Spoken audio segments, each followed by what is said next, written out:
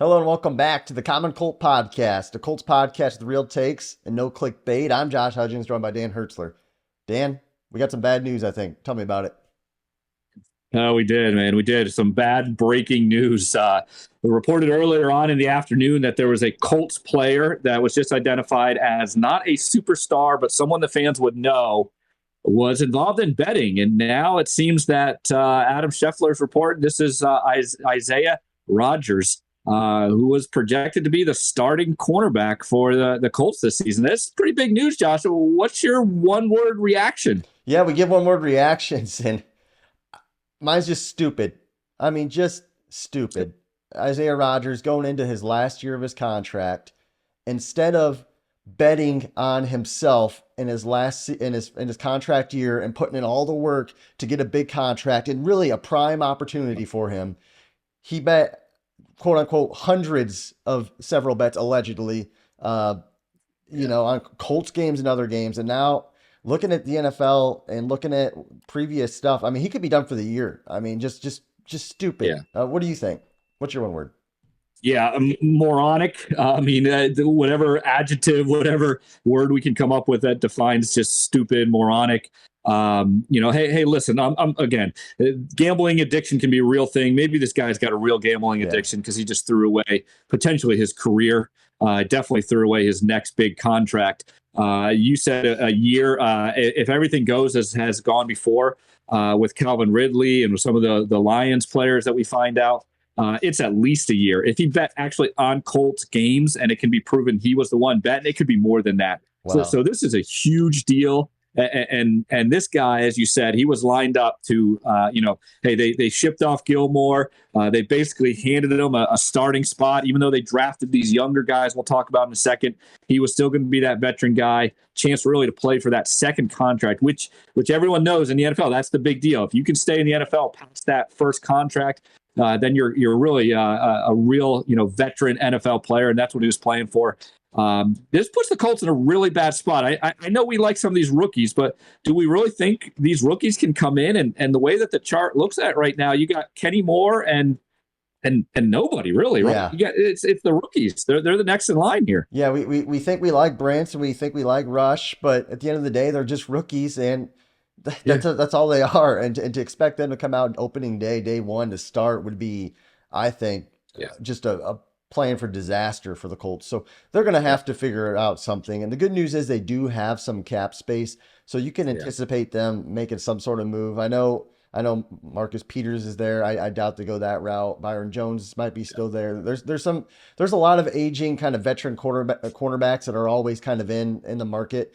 I'm just at a loss of how this could happen, and not only the type of spot it hurts the team, but this guy, like you said, literally possibly threw away his career with this mistake he made. Now, obviously, like you said, gambling addiction's real. People do make mistakes, but man, what a colossal mistake for Isiah Rodgers. Josh, do you think the Colts knew some of this? Do you think we never know that stuff? Do you think they knew it, and that's why they went second round with a cornerback? That's why they added 3 in the draft. Do you think they had any inkling this was coming? Yeah. The teams typically do know that stuff ahead of time.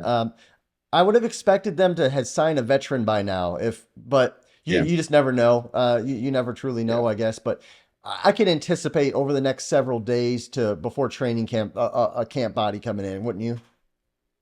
Yeah. Well, I mean, because not only are we talking about who's your starting 2 outsides, who's your slot? Those are nickel formation. That they're playing quite a bit. But hey, you go into dime formation, you're needing a 4th. You're needing a 5th. You're talking about an injury. The cornerback position is huge. Now, maybe one of the safeties, maybe Nick Cross can step into the slot. I got to remember whether or not he was, able to do those things. Maybe one of the other safeties could step into the slot, but you still don't have a real solid outside guys. We anticipate Bentz to be one of those guys, and yet it's asking a lot for a rookie. So I'm 100% with you where I was a week ago saying they got to get a receiver. They got to get a receiver because I'm worried about the depth of this team. Now that completely shifts over to the cornerback position. They absolutely have to get someone. And again, maybe this is why Ballard wasn't in the sweepstakes for the big time guys like Jarvis Landry or Hopkins because he knew he needed some money because he's got to now go get a cornerback.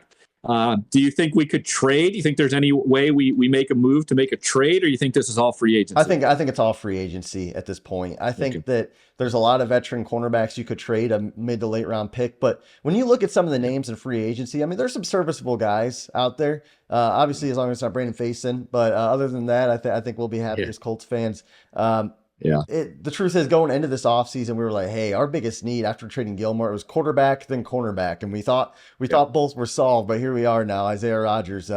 Interesting, the timing of everything, how it all shakes out and how it gets leaked. We don't know how long this has been under investigation, but obviously Adam Schefter's reporting on it, and hey, we're going to take it as gospel. The Colts they've said they've acknowledged that there's an investigation, but they're not commenting on it. So, and obviously that's kind of expected at this point. So. Yeah, and again, we're not the reporters. We're just kind of responding to the report. So if this finds out it wasn't him or something else, then obviously, we would look at this totally different. But once Adam Schefter reports it, once some of these other reports are out there, we're pretty much assuming this is what it is, and that's why we're here talking about it. And again, for Colts fans, hey, this is the roller coaster of an NFL season between this kind of stuff and injuries or guys not playing as well. This is why the 53-man roster is so important. It's not just your superstars. It's not just your top guys. It's your depth players. And now the Colts are looking at a weak secondary, a pass rush that hasn't been really dynamic. And now all of a sudden quarterbacks potentially are going to tee off on this defense. So this is big news, and the Colts got to do something here before it came. Guys, let us know in the comments what you think kind of about this. Give us your one-word reaction. Obviously, we love reading through those, and maybe what you think the Colts should do to kind of solve this problem, because odds are if it's true and if they do find what they think they're going to find, then he's going to be out for a substantial amount of time. Again, we appreciate you watching the Common Colt podcast. If you want to stay tuned for some Colts news, give us a subscribe, hit that button, I guess you could say, and stay tuned, guys. Thanks again for watching.